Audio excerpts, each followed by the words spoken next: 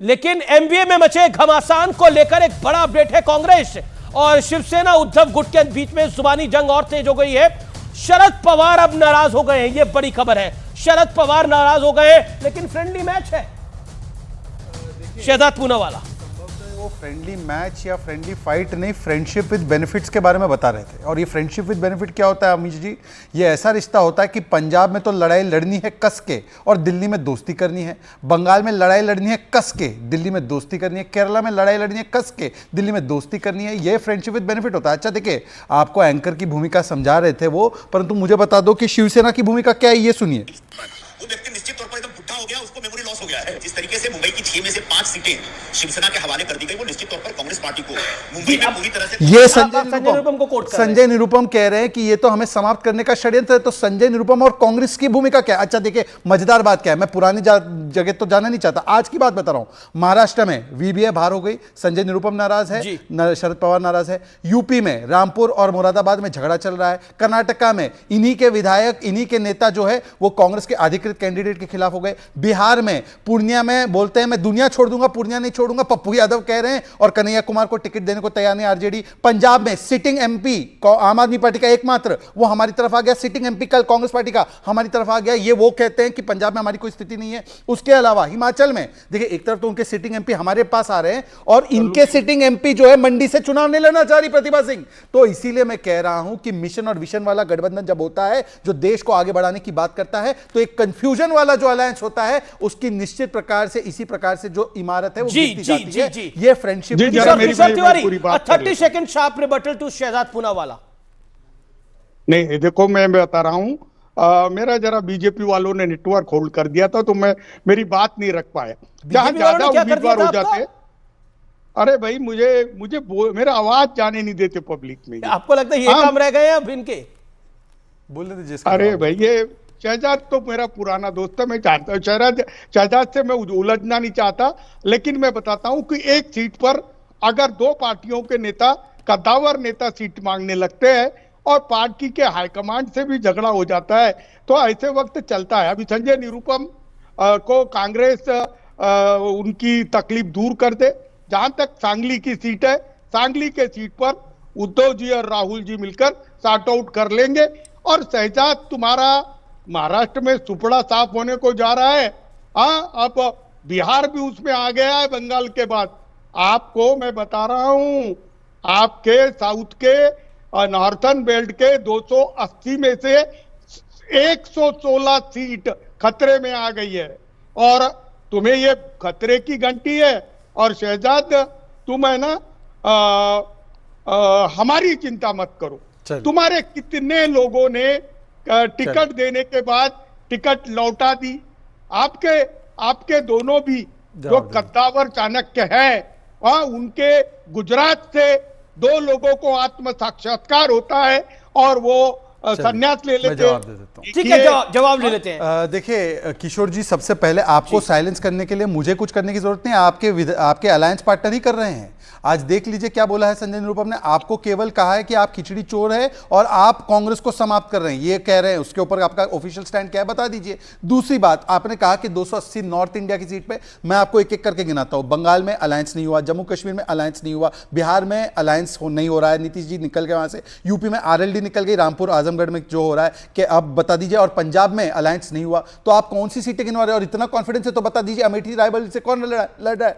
बता दीजिए कैंडिडेट कौन है अमेठी रायबरेली से। अभी तक वो घोषित नहीं हो पाया, हालांकि वहां पर सीट शेयरिंग हो चुका है। और सुन लीजिए किशोर जी, मैंने आपके बीच में नहीं बोला, आखिरी सवाल, मेरा आखिरी सवाल सिर्फ इतना है किशोर जी, कि आज केवल संजय निरुपम नहीं, वीबीए, प्रकाश आंबेडकर जी के परिवार के सदस्य, वो भी कह रहे हैं कि हमारे साथ न्याय नहीं हो रहा है। और शरद पवार जी को आप कितनी सीटें दे रहे हैं मुंबई में, बता दीजिए। ठीक है, जवाब लेते हैं। तहसीन पूनावाला, क्या कांग्रेस को समाप्त करना चाह रही है शिवसेना उद्धव ठाकरे, जैसा संजय निरुपम कह रहे हैं? और संजय निरुपम को शिवसेना के नेता पहचान नहीं रहे हैं, वे कहते हैं ये कौन है, हम जानते नहीं है। तहसीन। नमस्कार अमीश जी, आपके शो में शिरकत करने का मौका मिला, इसलिए मैं शुक्रगुजार हूँ। 2 या 3 चीज, संजय निरुपम को नहीं पहचानती शिवसेना, इसीलिए ये इनकी हालत हुई है। पार्टी चले गई, सिंबल चले गया, विधायक चले गए, नाक के नीचे से महाराष्ट्र की पुलिस ने उनके विधायक को गुजरात छोड़कर आए। उन्हीं के डीजीपी, उन्हीं के पुलिस कमिश्नर, पता नहीं कौन है संजय निरुपम, उन्हीं के पार्टी के मेंबर ऑफ पार्लियामेंट थे। उन्हीं के पार्टी से आए संजय निरुपम। नहीं पता है कौन है?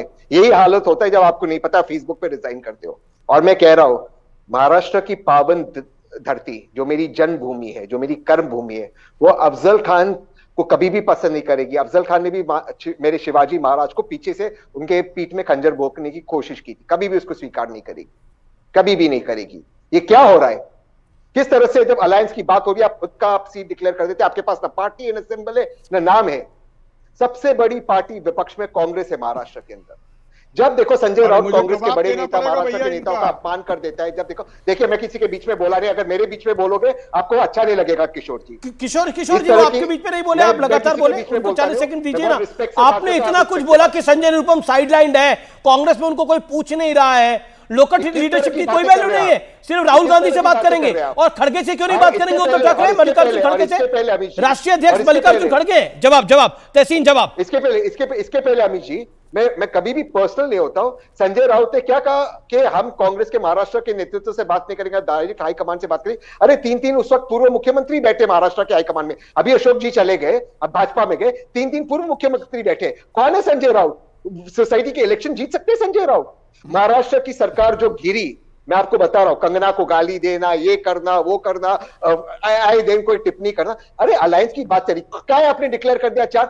आप बताइए अभी जी, सब छोड़ दीजिए, सब चीज छोड़ दीजिए। एक मुझे आपके दर्शक बताए, मुंबई में ज्यादा आज की तारीख में पावरफुल पार्टी कौन है? कांग्रेस या शिवसेना, उद्धव ठाकरे? ये आपके दर्शक भी जानते। इसके बावजूद आप ये कर रहे हो, क्या कर रहे हो? यानी कि आपकी नियत है आपको अलायंस नहीं करना है, आपकी नियत है। देखिए इसमें संक्षेप में आप पॉलिटिक्स समझते, मैं आपको बताता हूं। शिवसेना का हिंदुत्व वोट चला गया है, इसलिए जो कांग्रेस का वोट है, सेक्युलर वोट है, बाकी वोट है, वो उनकी तरफ लेना चाहते हैं। ये क्या चल रहा है? आप अलायंस का धर्म निभाइए ना सर। ओके, कांग्रेस का हिंदुत्व वोट चला गया है। जवाब तो Kishore Tiwari. Okay Shahzad, you keep quiet. Okay नहीं, किशोर तिवारी नहीं, इतना तहसीन को मैंने कभी स्ट्रांग देखा नहीं था। तहसीन ऐसा नहीं है। तहसीन है ना, संजय निरुपम को कांग्रेस ने शिवसेना के साथ आना कभी पसंद नहीं आया। अभी वो जो सीट की वो बात कर रहे हैं, वो जिस सीट पर विवाद है उस सीट के ऊपर चर्चा चल रही है। अभी देखो ना, और तहसीन मैं तुमको बताता हूं कि अभी सेकंड राउंड का फॉर्म भरना भी अभी बस 15 दिन है, और पहले राउंड की 5 सीटों का पूरा क्लियर चल रहा है। आप समझ लीजिए ना, आज समझ लीजिए कि कई सीटों के ऊपर मतभेद है, और वो मतभेद हमने मिनिमाइज करते करते अब वो 4 सीटों पे आए हैं। इसके लेकर तहसीन आप हमारी क्रिएटिविटी, हमारी इंटीग्रिटी सब पर थोड़ी चैलेंज करोगे। मैं आपके खिलाफ जवाब ले लेते। शार्प रिप्लाई फ्रॉम तहसीन पूनावाला, फिर मैं प्रवक्ता समाजवादी पार्टी अजीज खान और शहजाद के पास भी आऊंगा। जवाब देखिए चलिए मैं इनकी सारी तर्कों को मान लेता हूं। सांगली में इनका क्या लेना देना? इनके 10 कॉर्पोरेटर भी है सांगली के अंदर, वहां से वसंत दादा पाटिल आते हैं, उनका परिवार आता है, वो कांग्रेस की सीट है। कांग्रेस आंख बंद करते हो, बुरे से बुरे वक्त में कांग्रेस वो सीट जीतती है। कहां से ये आपने सांगली काहे डिक्लेयर किया? सांगली में कैसे, उसमें सांगली में टॉपिक भी कैसे हो सकता है? कोई बातचीत हो सकती है सांगली के ऊपर? इसके पहले भी ये अलायंस में, जब हम अलायंस में रहते परसेप्शन होता है। देखिए